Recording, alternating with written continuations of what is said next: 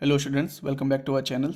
आज की वीडियो में हम लोग अपनी translation zero to hero series को कंटिन्यू करते हुए फ्यूचर इंडेफिनिट टेंस के बारे में पढ़ेंगे, जिनको हम लोग सिंपल फ्यूचर भी बोल देते हैं। तो सबसे पहले मैंने यहाँ पे इसकी पहचान लिख रखी है। तो इसमें लिखा हुआ है कि expresses an action that is expected to be finished in near future. इसका मतलब है कि ये ऐसे एक्शंस को एक्सप्रेस करते हैं जो हमारे नियर फ्यूचर में ही होने वाले हैं, यानी कि हम लोगों को एक्सपेक्टेड है कि ये होगा। और बहुत ही सिंपल सेंटेंसेस होते हैं इनमें। यहाँ पे पहचान में आप लोगों को पता है कि गा गी गे आता है, और हेल्पिंग और यहाँ पे आई वी के साथ आप लोगों को सेल प्लस वी वन लगती है। एंड अदर्स जो आई और वी के साथ जो अलग होते हैं उनके साथ हम लोग विल प्लस वी वन लगाते हैं। अब जो मॉडर्न इंग्लिश है, मॉडर्न इंग्लिश में भी आई के साथ कई बार हम लोगों को विल का यूज़ देखने को मिल जाता है। तो आई के साथ विल भी डिटर्मिनेशन वगैरह में कुछ सेंटेंस, कुछ स्पेशल सेंटेंसेस होते हैं, तो आई के साथ विल का भी यूज़ गलत नहीं है। चलिए यहाँ पे नेक्स्ट हमारा जो स्ट्रक्चर है वो भी देख देते हैं। तो स्ट्रक्चर में हमारा लिखा हुआ है subject plus helping verb plus main verb plus object plus other word. यहाँ पे सबसे पहले हम लोग सब्जेक्ट लिखेंगे, फिर उसके हेल्पिंग वर्ब आप लोग जानते हैं यहाँ पे विल और शेल आती है, प्लस मेन वर्ब ऑब्जेक्ट और अदर वर्ड। जो हमारा स्ट्रक्चर होता है वो लगभग हर सेंटेंसेस में सेम होता है, सिर्फ और सिर्फ आप लोगों को प्रैक्टिस करनी पड़ती है।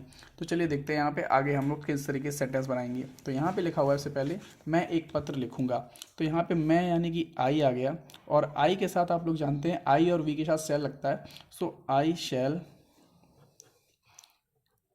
राइट अ लेटर, क्योंकि सब्जेक्ट लिखा मैंने और शेल लगा दिया कि आई लगा हुआ था। फिर यहाँ पे राइट अ लेटर, इस तरीके से यहाँ पे हमने ऑब्जेक्ट प्लस अदर वर्ड हो गए।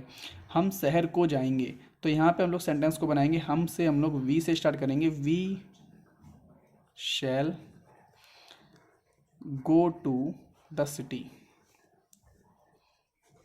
अब यहाँ पे हम के लिए मैंने वी लगाया, और यहाँ पे शेल हेल्पिंग वर्ब आ गई। उसके बाद वर्ब की वी वन यानी कि जाना का गो होता है, तो हम लोगों ने गो लगाया। उसके बाद टू द सिटी, इस तरीके से हमने सेंटेंस बना लिया।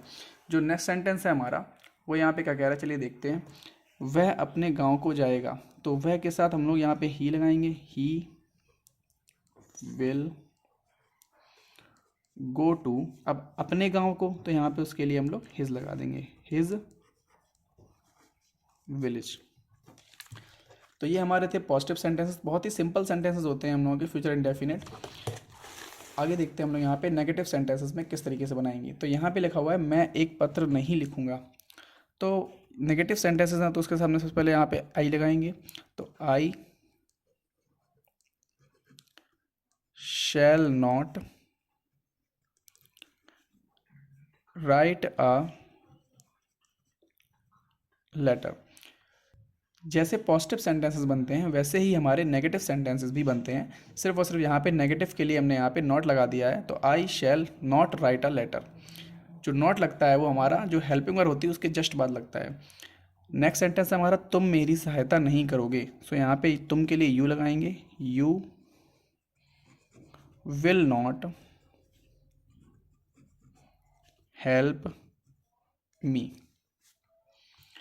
नेक्स्ट सेंटेंस है हमारा आज बारिश क्यों नहीं होगी। तो जैसा कि आप सभी लोगों को पता है कि मेरे पिछले वीडियोस में मैंने काफ़ी बार बोला है कि जब भी बारिश वाले सेंटेंस होते हैं उनको हम लोग इट से बनाते हैं। तो यहाँ पे लिखा हुआ है आज बारिश क्यों नहीं होगी। तो यहाँ पे अब क्यों आ गया। अब यहाँ पे जो हमारा क्यों लिखा हुआ है यानी हमारा क्वेश्चन वर्ड है, तो क्यों से स्टार्ट करेंगे, यानी कि why it will not rain today. Why it will not rain today. तो यहाँ पे हमने क्या किया कि क्योंकि हमारा यहाँ पे क्वेश्चन में क्वेश्चन वर्ड था। अब क्वेश्चन वर्ड अगर हमारा क्या से शुरू होता कि क्या आज बारिश नहीं होगी, तो हम लोग यहाँ पे हेल्पिंग वर्ड से स्टार्ट करते। लेकिन यहाँ पे जो क्वेश्चन वर्ड है वो हमारे बीच में आ गया, क्यों आ गया, तो हमने यही से उठा के यहाँ पे वाई लगाया। और उसके बाद बारिश वाले सेंटेंस को मोस्टली हम लोग इट से बनाते हैं, तो why it will not rain today. आगे आते हैं हम लोग इंटेरोगेटिव सेंटेंसेस में। तो यहाँ पे जैसा कि मैं आप लोगों को बता रहा था कि जब भी क्या से शुरुआत होती है तो हम लोग जो हेल्पिंग वर्ब होती है वो स्टार्टिंग में लगाते हैं। तो क्या वह अपने गांव जाएगा, तो यहाँ पे क्या के लिए हम लोग विल यूज़ करेंगे। Will he go to his village. Next sentence हमारा क्या वे मेरा कहना मानेंगे। तो यहाँ पे क्या से शुरू हुआ है, तो यहाँ पे क्या होगा, विल दे। अब यहाँ पे क्या वे मेरा कहना मानेंगे, तो यहाँ पे मेरा कहने की बात हो रही है यहाँ पे, तो इसका मतलब विल दे ओबे माई सेइंग। ये भी बोल सकते हैं कि विल दे ओबे माई सेइंग्स। इसका मतलब क्या भाई, जो मैंने कहा है उसको मानेंगे या नहीं मानेंगे। यहाँ पे एक आप और कर सकते हैं, विल दे ओबे माई सेइंग के साथ में ही विल दे ओबे, अगर आप लोगों को ये नहीं लगाना है तो विल दे ओबे मी भी हो सकता है। मतलब इन दोनों को ना लगा के आप लोग सिर्फ और सिर्फ विल दे ओबे मी, तो इस तरीके से भी सेंटेंस बन सकता है। या तो आप लोग विल दे ओबे मी लगाइएगा या विल दे ओबे माई सेइंग्स लगाइएगा, एक ही बात है।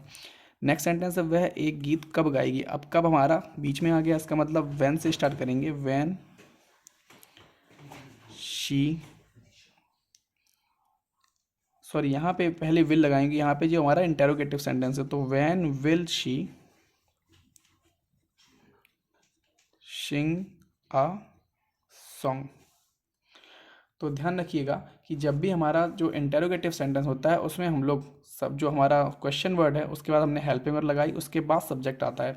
तो वैन शी विल ना करके van will she Singh a song, तो ये ज़्यादा बेटर रहेगा। नेक्स्ट सेंटेंस हमारा, यहाँ कौन सोएगा। अब यहाँ पे कौन से सेंटेंस बना है, इसका मतलब बीच में क्वेश्चन वर्ड आ गया। इसका मतलब हु विल स्लीप हेयर। बहुत ही सिंपल तरीके से बना सकते हैं। यहाँ कौन सोएगा, इसका मतलब कौन से शुरू किया मैंने, हु लगाया, तो हु विल स्लीप, और यहाँ के लिए हमने यहाँ पे हेयर लगा दिया। अगर यहाँ पे वहाँ होता तो हम लोग देयर लगा देते। तो फिर से मैं बता दे रहा हूँ कि अगर हम लोगों के इंटेरोगेटिव सेंटेंसेस होंगे तो यहाँ पे सब्जेक्ट के बाद हम लोग हेल्पिंग वर्ड लगाएंगे, फिर उसके बाद सब्जेक्ट जो सॉरी यहाँ पे क्वेश्चन वर्ड के बाद जो हम लोगों ने हेल्पिंग वर्ड लगाई है उसके बाद हम लोग यहाँ पे सब्जेक्ट का यूज़ करेंगे। So when will she Singh a song. तो ये थे हमारे पॉजिटिव, नेगेटिव और इंटेरोगेटिव सेंटेंसेस। तो आशा करता हूँ आप सभी लोगों को हमारा ये वीडियो अच्छा लग रहा होगा। अगर आप लोगों को वीडियो अच्छा लगता है और थोड़ी सी भी हेल्प मिलती है तो आप लोग वीडियो को लाइक ज़रूर कीजिएगा, जिससे मुझे मोटिवेशन मिलता है कि मैं और आप लोगों के लिए क्या क्या अच्छा कर सकता हूँ।